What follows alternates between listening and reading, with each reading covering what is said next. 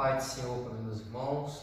Nós estamos aqui gravando mais essa aula para ministrar na Escola Bíblica Dominical. Hoje nós vamos estudar a lição 10 da nossa revista, que tem como título A Intercessão pelos Efésios. Hoje nós vamos estudar essa oração intercessória que o apóstolo Paulo fez para a igreja que estava em Éfeso. Nós vamos estudar alguns aspectos e vamos ver a importância dessa oração que o apóstolo Paulo fez. Então, o texto a qual nós vamos estar estudando está escrito lá em Éfeso, no capítulo 3, do versículo 14 ao 21. Efésios capítulo 3, versículo 14 ao 21. E diz assim o texto: Por causa disso, me põe de joelhos perante o Pai de nosso Senhor Jesus Cristo, do qual toda a família nos céus e na terra toma o nome, para que, segundo as riquezas da sua glória, vos conceda que sejais corroboradores com poder pelo seu Espírito no homem interior, para que Cristo habite pela fé no vosso coração, a fim de, estando arraigados e fundados em amor, poderdes perfeitamente compreender com todos os santos qual seja a largura e o comprimento e a altura e a profundidade, e conhecer o amor de Cristo, que excede todo entendimento, para que sejais cheios de toda a plenitude de Deus. Ora, aquele que é poderoso para fazer tudo, muito mais abundantemente além daquilo que pedimos ou pensamos, segundo o poder que em nós opera. A esse, glória na Igreja, por Jesus Cristo, em todas as gerações, para todos sempre. Amém. Então, meus irmãos, esse é o texto base ao qual nós vamos estar estudando, ao qual fala dessa oração que o apóstolo Paulo fez para a igreja que estava em Éfeso. Então, o primeiro ponto ao qual nós vamos estudar sobre essa oração, nós vamos estudar os dois pontos, os dois pedidos que o apóstolo Paulo fez. O primeiro pedido que o apóstolo Paulo fez foi o seguinte: foi para que a igreja fosse fortalecida pelo poder do Espírito Santo. Então, olha só o que diz a revista. O primeiro pedido do apóstolo é para que a igreja seja corroboradora com o poder pelo seu Espírito no homem interior. Essa petição não quer dizer que a igreja em Éfeso não tivesse o Espírito de Deus, mas que ela fosse continuamente revigorada com o poder e, consequentemente, em seu fortalecimento diário. Ainda enfatiza que a única força que habita o crente a se manter firme advém do Espírito Santo, que atua no homem interior e capacita o crente a perseverar e manter-se afastado do pecado e a compreender as coisas espirituais. Então, o primeiro pedido ao qual o apóstolo Paulo fez foi para que a igreja de Éfeso elas fossem fortalecidas, os santos da igreja fossem fortalecidos pelo poder de Deus, eles tivessem um novo ânimo, eles fossem a cada dia revigorados pelo poder do Espírito Santo. Então, meus irmãos, isso é algo muito importante. Por quê? Porque Paulo, ele sabia da perseguição que a igreja passava. Se a gente for relembrar, a igreja no tempo do apóstolo Paulo, no tempo dos apóstolos, a igreja passava por uma intensa perseguição. A gente vai ver que todos os apóstolos, exceto João, eles foram martirizados, eles foram mortos por conta dessa grande perseguição, e muitos cristãos também foram perseguidos, foram mortos por causa do cristianismo, porque as pessoas não queriam que fosse implantado o cristianismo. Então havia uma grande perseguição, havia uma grande batalha que essas pessoas enfrentavam na época. Então Paulo, entendendo nessa batalha, entendendo essa dificuldade que essas pessoas passavam, ele ora para que a igreja fosse novamente revigorada, fosse fortalecida cada dia pelo poder do Espírito Santo, para que os santos, os cristãos da época, eles conseguissem vencer essas lutas, conseguissem vencer essas batalhas e continuarem firmes na fé. Isso, meus irmãos, é algo muito importante. Por quê? Porque pela nossa força, pela nossa capacidade, a capacidade humana, nós não conseguimos vencer as nossas lutas diárias. A nossa força ela é muito limitada. Então, à medida da nossa caminhada, a gente vai enfrentando dificuldades, a gente vai enfrentando barreiras e a nossa força ela vai acabando. Então, se o Espírito Santo, a gente não orar para que o Espírito Santo nos revigore novamente, nos dê um novo ânimo, a gente acaba parando a nossa fé, a gente para a nossa caminhada, a gente cai, a gente não conseguir avançar. Porque hoje, meus irmãos, no Brasil, né, especialmente falando, a gente não passa por perseguição, a gente não tem uma perseguição religiosa. A gente às vezes tem algumas piadinhas que algumas pessoas fazem, né? Eu não considero isso como perseguição.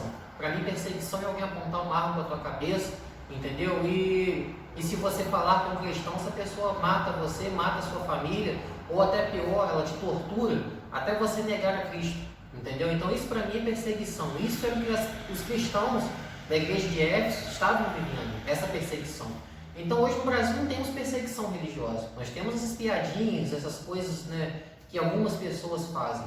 Mas nós temos nossa batalha, nós temos nossas lutas do dia a dia, nós enfrentamos dificuldades também. Todo ser humano enfrenta suas dificuldades, enfrenta suas lutas, principalmente nos dias atuais a qual nós estamos vivendo, nessa pandemia, a qual muitos estão sendo afetados, né, para não dizer todos estão sendo afetados por esse vírus que está acontecendo, seja na sua área da saúde, seja na sua área financeira, seja no convívio familiar. Então, as pessoas estão enfrentando uma grande batalha.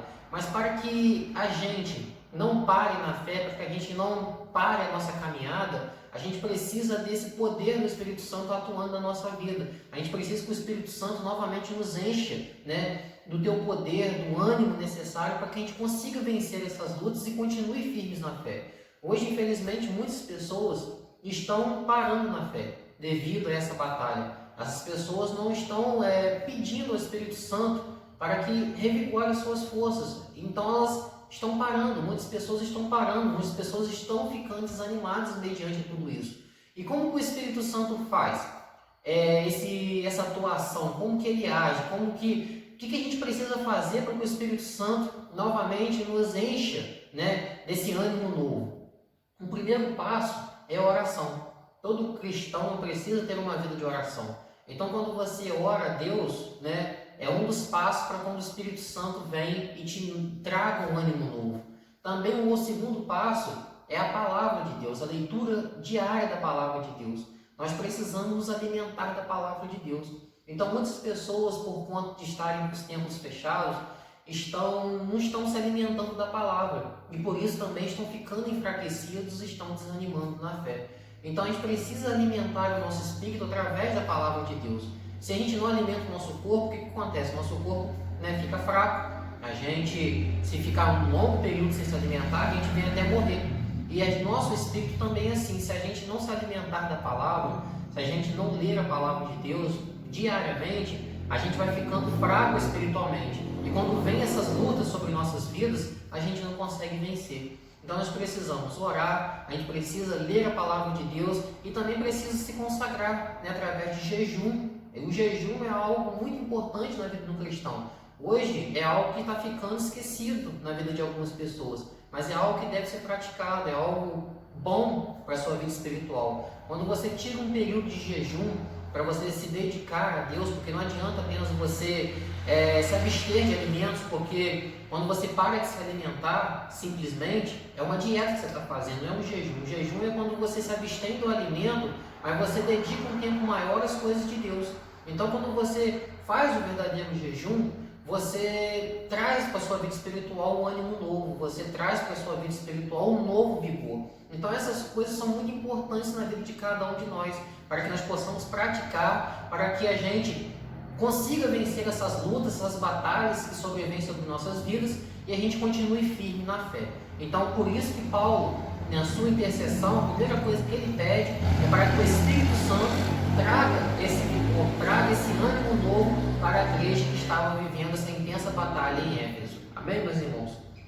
O segundo pedido a qual o apóstolo Paulo faz, né, a Deus, a gente vai ler agora. O apóstolo também orou para que Cristo habitasse pela fé nos corações dos santos.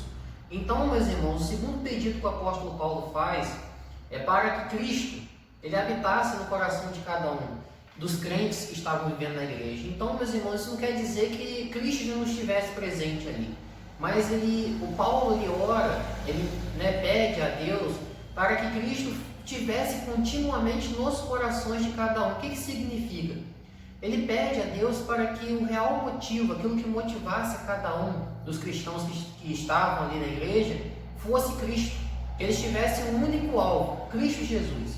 Que somente Cristo habitasse nos corações deles e que Cristo, através do poder de Cristo, eles conseguiriam vencer essas lutas, essas dificuldades, que somente o poder de Cristo atuando na igreja é que a igreja consegue vencer as forças do mal. Então, meus irmãos, Paulo ele ora para que Cristo habitasse continuamente no coração de cada um, para que cada um sempre se lembrasse de Cristo, tivesse Cristo como seu alvo, como seu centro, para que quando a igreja se une nesse propósito em Cristo Jesus, a igreja consegue vencer qualquer tipo de batalha, consegue vencer qualquer tipo de artimanha que Satanás possa trazer para tentar parar a vida de cada um dos irmãos. Então, meus irmãos, isso é algo também importante na nossa vida. Cristo, ele tem que ser o nosso motivador. Cristo, ele tem que ser o nosso alvo sempre. Cristo tem que habitar nos nossos corações diariamente, para que também a gente consiga vencer todas as dificuldades, para que a gente também consiga vencer todas as batalhas na nossa vida. Amém, meus irmãos? Agora nós vamos passar para o segundo tópico, que nós vamos falar sobre o amor, que é o outro ponto a qual Paulo também enfatiza nessa oração intercessória. Então diz assim, após rogar ao Pai pelo poder do Espírito e a habitação de Cristo, o apóstolo Paulo clama para que a igreja possa também compreender e praticar o amor. A expressão arraigados e fundados em amor compara os santos como uma planta que enraiza em uma casa bem alicerçada. Indica que sem o amor, a vida cristã não tem sustentação alguma. Por causa disso, o apóstolo insiste pela total compreensão de qual seja a largura e o comprimento, a altura e a profundidade do amor divino. Então, meus irmãos, um outro ponto a qual Paulo faz, ele intercede junto a Deus pelos os cristãos de Éfeso, é para que os cristãos ali tivessem amor e compreendessem o tamanho do amor de Cristo por cada um. O amor na vida do cristão, ele deve ser real, deve ser uma realidade. Cristo, ele é amor. E quando nós temos Cristo na nossa vida, nós também temos o amor. Então nós precisamos praticar o amor. O amor tem que ser o nosso principal motivo pelo qual nós fazemos as coisas. Por quê, meus irmãos? Sem o amor, tudo que você faz é em vão. O apóstolo Paulo diz que você poderia fazer qualquer tipo de coisa, você poderia vender os seus bens e dar aos pobres, você poderia fazer qualquer tipo de coisa, qualquer tipo de sacrifício nessa vida, mas se você não tivesse o amor, isso nada valeria. Isso nada valeria a pena você fazer isso. Então nós precisamos ter um amor na nossa vida, nós precisamos amar a Deus sobre todas as coisas e amar ao próximo como a nós mesmos, ou como Cristo nos amou. Então nós precisamos amar, nós precisamos amar a Deus, nós precisamos amar os nossos irmãos, nós precisamos amar aquilo que nós fazemos, a obra de Deus, nós precisamos amar. Não adianta você querer fazer as coisas por vanglória, não adianta você querer fazer as coisas porque você é obrigado a fazer, não porque você tem um cargo e você tem que fazer aquilo, não, nada disso. Você tem que fazer por amor, porque você ama a Deus, então por isso que você age dessa forma. Então o amor tem que ser seu principal objetivo. Então por isso que Paulo ele ora para que os cristãos dali de Éfeso, eles compreendessem o amor, para que eles tivessem também, praticassem o amor e também compreendessem o tamanho do amor que Cristo tinha por cada um deles. Quando nós paramos para pensar no amor de Cristo por cada um de nós, olha o que Cristo fez. Cristo ele se entregou naquela cruz por cada um de nós. Por quê? Por amor, porque Ele nos amou de tal maneira. Então Ele nos ama, Ele quer o nosso bem. Cristo ele não veio ao mundo para trazer condenação ao mundo, pelo contrário, Ele veio para trazer salvação a todos nós. Ele veio para abrir uma porta para que todo aquele que nele crê não venha perecer, mas venha ter a vida eterna.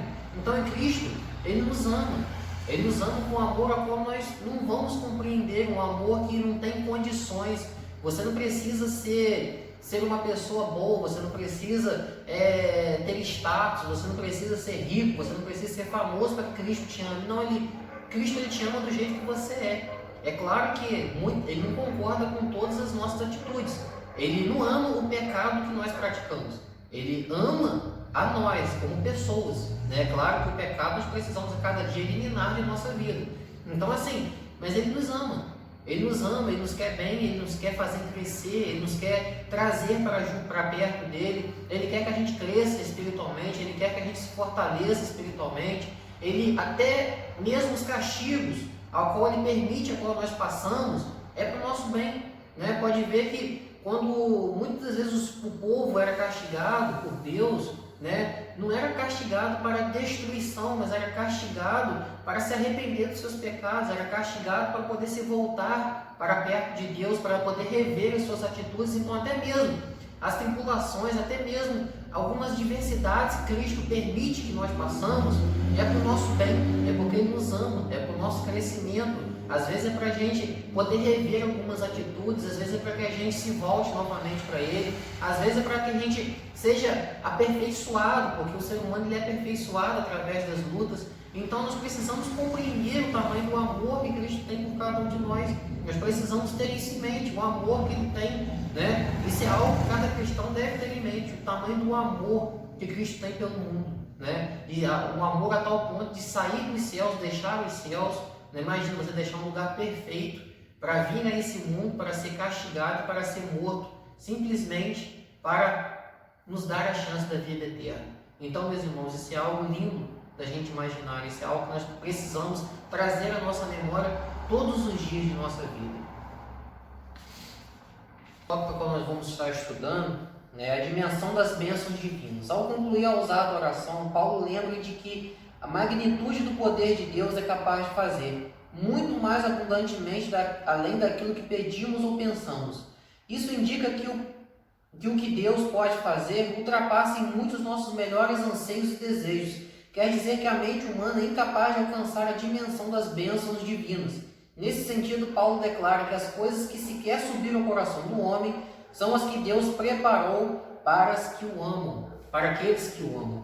Então aqui, meus irmãos, Paulo está também orando para que o Espírito de Deus mostrasse ao coração, à mente, trouxesse às pessoas, aos cristãos de Éfeso, o tamanho, para que eles pudessem compreender o tamanho do poder de Deus, a grandeza de Deus. A gente às vezes passa por dificuldades, às vezes passa por lutas, às vezes a gente fica preocupado, às vezes fica questionando, será que a gente vai superar isso? Será que a gente vai passar por tudo isso? Mas a gente se esquece do poder de Deus que atua na nossa vida. O poder que atua na nossa vida é muito maior do que nós possamos imaginar. Então o Espírito Santo ele nos reveste desse poder. Ele nos traz esse poder para superarmos qualquer tipo de batalha, superar qualquer tipo de situação que sobrevém sobre nossa vida. Então o poder de Deus ele é muito maior do que nós possamos imaginar. Às vezes nós olhamos muito para o tamanho do nosso problema e se esquecemos de olhar para o tamanho do nosso Deus. E quando nós focamos no problema, a gente fica desanimado, a gente fica angustiado, a gente quer desistir, quer parar. Mas quando nós olhamos para Deus e compreendemos a sua grandeza, compreendemos o tamanho do seu poder, a gente fica animado, a gente começa a ver o nosso problema, que era enorme, a gente começa a ver ele pequenininho, porque a gente começa a comparar ele com o tamanho do nosso Deus. E a gente só começa a compreender o tamanho do poder de Deus através do Espírito Santo. Somente o Espírito Santo traz ao homem nessa capacidade de poder entender e compreender o poder de Deus que opera na nossa vida. A nossa mente humana, física, ela é incapaz de compreender isso. Nosso coração, que quando a Bíblia fala sobre o coração, está falando sobre nossa mente, ela é incapaz de compreender, ela não consegue compreender o tamanho desse poder. Então a gente precisa do Espírito Santo para nos ajudar, para que a gente tenha essa compreensão e para que a gente veja o tamanho do poder de Deus atuando na nossa vida, para que a gente comece a ver os problemas não da forma como nós estamos vendo hoje em dia, mas a gente começa a focar em Cristo e esquecer dos problemas, e a gente começa a superar todos eles. Por quê? Porque o poder de Deus está sobre a sua vida, te fortalecendo para que você vença qualquer tipo de obstáculo, qualquer tipo de batalha. E aqui Paulo também fala sobre as bênçãos de Deus, que Paulo declara que as coisas que sequer subiram ao coração do homem são as que Deus preparou para as que o amam. Então olha só, a gente não consegue compreender também as bênçãos que o Senhor tem derramado, tem reservado para cada um de nós. Olha só, né? A gente às vezes consegue imaginar tanto tipo de coisa, mas tudo que a gente imagina ainda é pouco comparado àquilo que Deus tem reservado para aqueles que o amam. Tudo que a gente possa imaginar de bom, olha só, tudo que a gente pode imaginar de bom ainda não é nada comparado àquilo que Cristo tem preparado para aqueles que o amam. Então olha só, né, que maravilha, olha só que algo tremendo da parte de Deus para a sua vida. Olha só as bênçãos que o Senhor tem reservado para aqueles que o amam, mas não é para todos. A palavra de Deus nos diz, é para aqueles que o amam. Então nós precisamos do que? Amar a Deus, nós precisamos o que? Se entregar a Deus, nós precisamos estar conectados a Deus. As bênçãos do Senhor não estão reservadas para todos. As bênçãos do Senhor estão reservadas para aqueles que se entregam a Ele, para aqueles que se cheguem a Ele, para aqueles que, né, tenham Ele como o único e suficiente Salvador de suas vidas, para aqueles que creiam nele e obedeçam a sua vontade. Então isso, né, faz com que a gente receba as bênçãos do Senhor, e essas bênçãos maravilhosas, essas coisas a qual nós não podemos, jamais iremos compreender em nossas vidas. A glória devida a Deus. Finalmente, Paulo prossegue a ensinar que Deus deve ser glorificado na igreja e em Cristo. Quer dizer que os atos de louvor e glorificar a Deus fazem parte do propósito da instituição da igreja. A igreja nunca terá glória em si mesma, pois toda a glória é exclusivamente tributada para Deus por intermédio da obra de Cristo. Em sua oração, o apóstolo anela que essa postura de adoração e exaltação a Cristo perdure por todas as gerações e enfatiza o seu pedido com a frase para todos sempre, o que significa que deve ser praticada por todos os crentes. Meus irmãos, esse é um assunto muito delicado de se falar. Hoje em dia, meus irmãos, a gente para analisar em alguns atos, a gente para analisar a igreja de Cristo aqui na Terra, né, de uma forma como ela tem agido. Porque tudo que a gente faz é para glória e louvor de nosso Deus. Então tudo que nos motiva, né, é para glorificar a Deus. Tudo que nós fazemos é para glorificar a Deus, é para trazer glória a Deus e não a nós mesmos. Então, meus irmãos, quando a gente vem à igreja, à casa de Deus, ao templo, a gente vem para glorificar a Deus. A gente vem para exaltar o nome do Senhor, para a gente adorar o nome do Senhor. Então, o Senhor ele tem que ser o nosso principal motivo de estar na casa do Senhor, de estar na casa dele, de estar nos templos, de estar adorando, de estar, né, se entregando aos seus pés. Mas isso não tem sido uma realidade por completo em alguns casos. A gente vê isso muito claramente quando a gente, às vezes, vai fazer um culto, né, vai organizar um culto, e às vezes a gente, né, chama uma pessoa renomada, uma pessoa que tem um conhecimento teológico, às vezes uma pessoa que, né, é usada por Deus em profecias, né, em revelações. E quando isso acontece, a gente nota que há um número maior de pessoas dentro dos templos.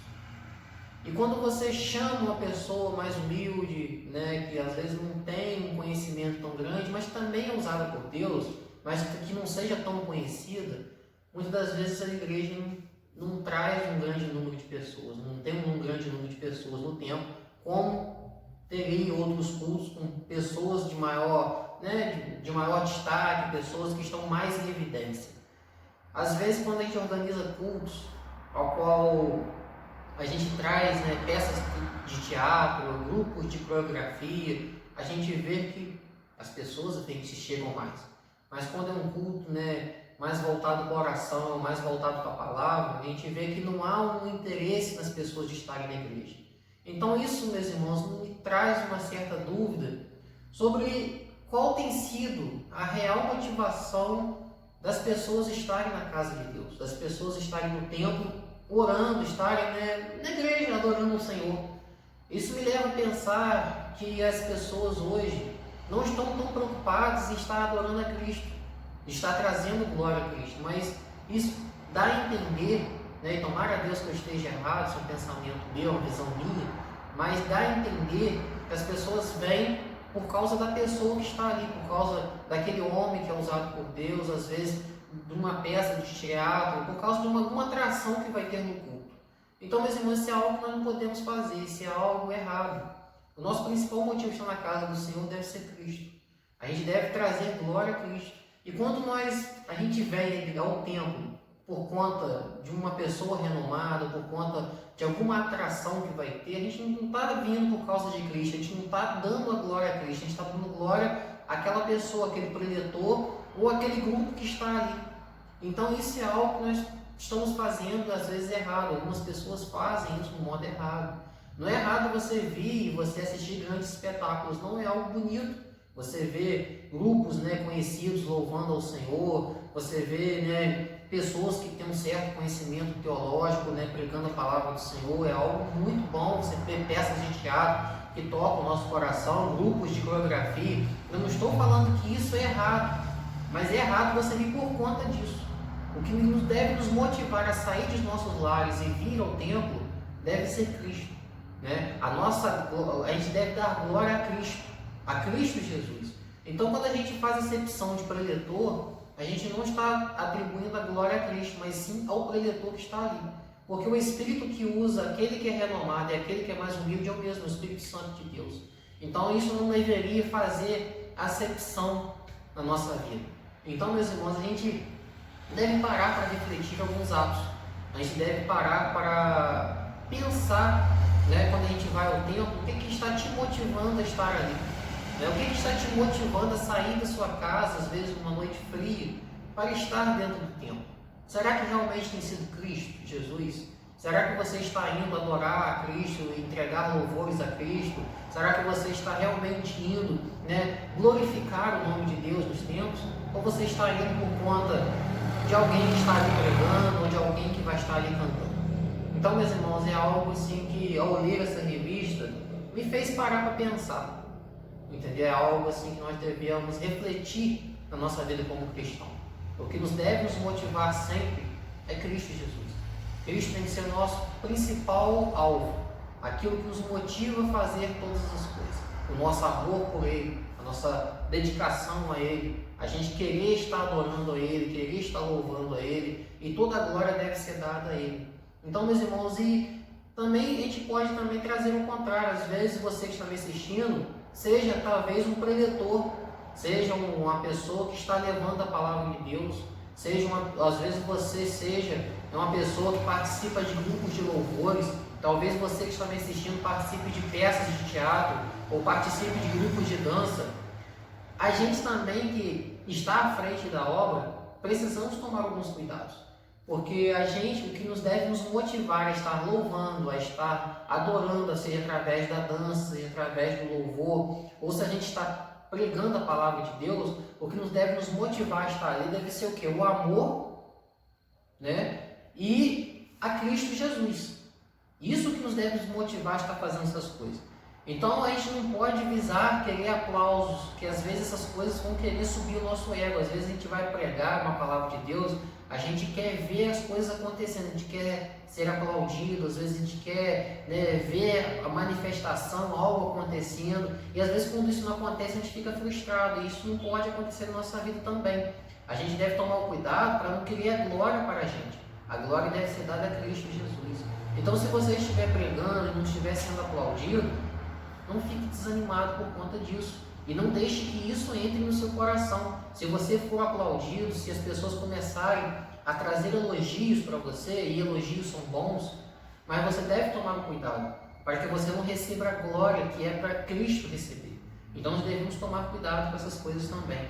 Toda a glória tem que ser dada a Cristo Jesus. Nós somos apenas canais de bênção, nós somos apenas canais ao qual Deus nos usa para trazer a sua mensagem à igreja. Então, quem deve ser glorificado é Deus, não a gente. Cristo deve crescer na nossa vida e o nosso eu deve diminuir a cada dia.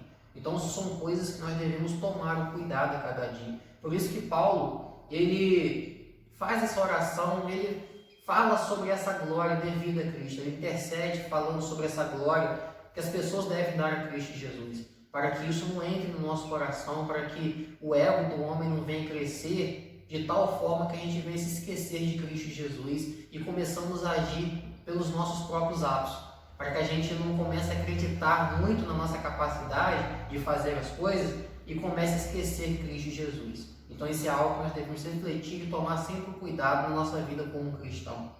E para a gente concluir essa aula, a ousada intercessão de Paulo anelava o fortalecimento da igreja. O apóstolo tinha ciência de que perseverar do cristão dependia de 4 princípios basilares, os quais ele pediu a Deus em oração: o fortalecimento de poder, a presença plena de Cristo, o intenso exercício do amor de Deus e o contínuo crescimento espiritual até encontrar a perfeição. Durante esse processo, o povo de Deus deve glorificá-lo em todo o tempo. Então, meus irmãos, assim nós estamos encerrando essa aula, né? Eu creio que todos nós adquirimos um conhecimento da palavra de Deus. Eu deixo, né, a vontade a cada um dos irmãos. Muitos irmãos que estão me assistindo me conhecem. Eu deixo a vontade a cada um para que, se tiverem alguma dúvida, estejam me chamando através do WhatsApp. Eu vou deixar o meu número na descrição do vídeo para quem quiser estar entrando em contato comigo, quiser tirar alguma dúvida, tá? A gente possa estar trazendo algum esclarecimento maior. Também te peço a você que às vezes tem alguma dica, tem algo que nós podemos fazer para estar melhorando as nossas aulas, esteja escrevendo nos comentários para que a gente esteja também aprimorando as nossas aulas para trazer um maior conhecimento a cada um dos irmãos. E assim, meus irmãos, nós encerramos essa aula. Que Deus abençoe a vida de cada um dos irmãos, que Deus continue fortalecendo a cada um de vocês, que o poder do Espírito Santo esteja sempre presente na vida de cada um. E eu creio em Cristo Jesus que em breve nós estaremos novamente nos templos, novamente adorando o Senhor. Eu creio que em breve nós estaremos testemunhando os milagres a qual Deus, vai fazer ainda na nossa vida, não os que Ele já tem feito, mas que Ele ainda vai fazer na nossa vida, porque Cristo ainda vai operar muitos milagres na vida de cada um. Eu creio que através dessa situação adversa que nós estamos enfrentando, nós vamos ver muitos milagres do Senhor nas nossas vidas. Que Deus assim abençoe, que você seja fortalecido pelo poder de Cristo Jesus e até mais, meus irmãos.